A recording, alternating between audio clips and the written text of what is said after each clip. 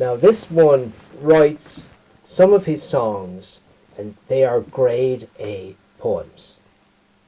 Now you know what a poem is. It's basically a picture painted with words. And the words they're summary. So very 2 or 3 little words will give you an image in your head, let's say of a ploughed field or something, like Heaney would do. So you make your own picture in your head, and yours will be different from yours, and but it'll be kind of the same thing. So a lot of these poems are nice, simple little tales telling a very nice story as a picture. But McGowan, in one of his songs, shows it up brilliantly. It's called Pair of Brown Eyes. He has 2 stories in one. And you only realize that the second story is in it when, if you happen to be doing as I've done, write out the words so that everybody can hear them or read them when we're playing the music or singing, whatever. In the middle of the song, this is a song about a pair of brown eyes. And effectively, straight off, it's a love song, and the girl actually has kind of dumped him, and he's upset, and he's in a pub, and he's drowning his sorrows, right? So you're thinking when you're writing out the words, and then suddenly it says, and his brown eyes were looking at me. You think, hang on, that's a typo. It's got to be her brown eyes. No. Then you look back at the words, and you realize he's not only telling the story of the love story and being rejected and kind of remembering the hills and the vales where they used to hang out and all that, he's actually telling the story of the battlefield.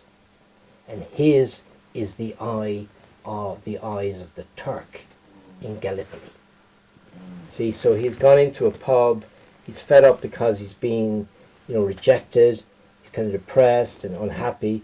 And there's this old boy in the pub who had been in Gallipoli. And then that triggers the imagery of the battlefield, which Putin should be listening to.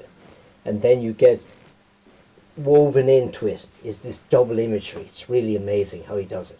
But most people don't twig it because they don't notice. It's got to be his brown eyes. Yeah, you've got to listen to it again. So you get that kind of stuff in Ireland. I don't know, brilliant Americans, brilliant Canadian writers as well, brilliant everywhere.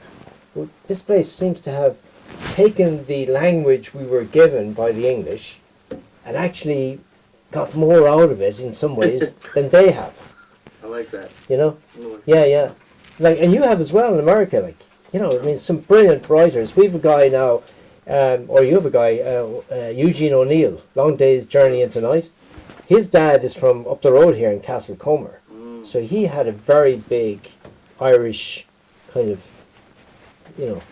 influence, if you like, in respect of his way of thinking. You have F. Scott Fitzgerald, like a lot of people around here are known as Fitzgerald. So you get these Irish guys in the States of Irish origin who really contribute to it, And you have your guy, Neil Young, grandmother Irish, born in Winnipeg. And then you'd wonder whether some of those beautiful melodies and tunes that he manages to generate, a little bit of influence coming in here as well, Yeah.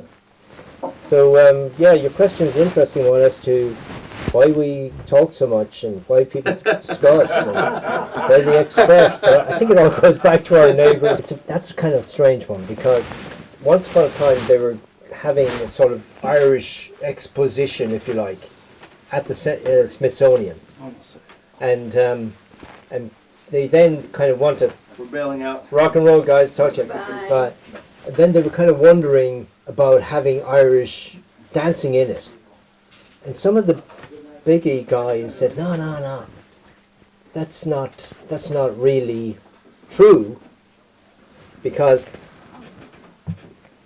what was being danced on the crossroads, which was a very kind of mating experience, if you like, kind of got taken over by people who then evolved it into kind of very ritualistic dance thing with fancy,